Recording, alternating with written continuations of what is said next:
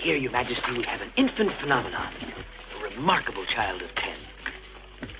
He's quite a historian, editor of our school magazine. Ah, very interesting.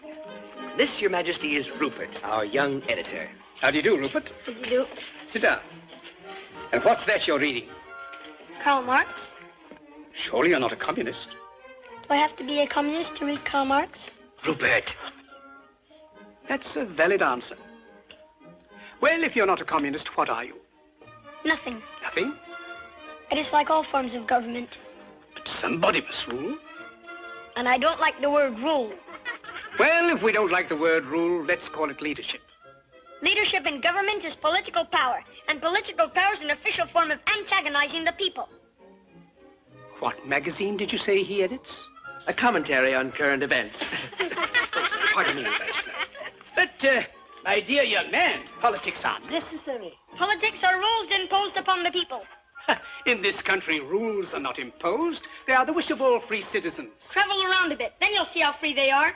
Yes, but you didn't let me finish. They have every man in a straitjacket, and without a passport, he can't move a toe. But if you'll allow me to... In a free world, they violate the natural rights of every citizen. But you don't let me fully... They have become the weapons of political despots. Yes, but may I... And if you don't think as they think, you're deprived of your passport. Will you allow me to leave a country is like breaking out of jail. Yes, and to enter a country is like going through the eye of a needle. But Am I free to travel? Of course you're free to travel.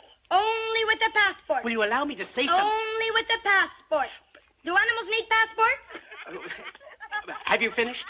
It's in Congress that in this atomic age of speed, we are shut in and shut out by passports. If you'll shut up and let somebody else talk... And free speech, does that exist? No, you've got it all. And free enterprise.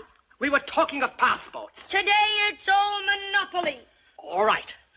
Now, will you... Can I go into the automobile business and compete with the Auto Trust? If I can get in a word... Not a chance. Can I go into the grocery business and compete with the chain stores? Will you shut up? Not a chance. Monopoly is the menace of free enterprise. As I look back 60 years ago... Where were you 60 years ago?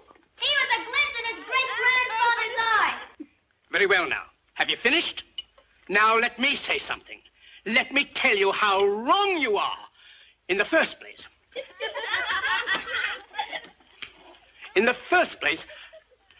Now I've forgotten what I wanted to say. And the atomic bomb. Ah. It's a crime that when the world cries for atomic energy, Bravo. You want to make atomic bombs. Me? I'm against atomic bombs. You want to wipe out civilization. Destroy all life on this planet. You still think you're living in the night? I lost my throne because I didn't want atomic bombs. You and your kind think that atomic bombs can solve your problem. Listen, you little rat. Today, man has too much power. The Roman Empire collapsed with the assassination of Caesar. And why? Because of too much power. Feudalism blew up with the French Revolution. And why? Right. Because of too much power. And today, the whole world will blow up. And why? Because of too much power. The monopoly of power is a menace to freedom. It degrades and victimizes every individual.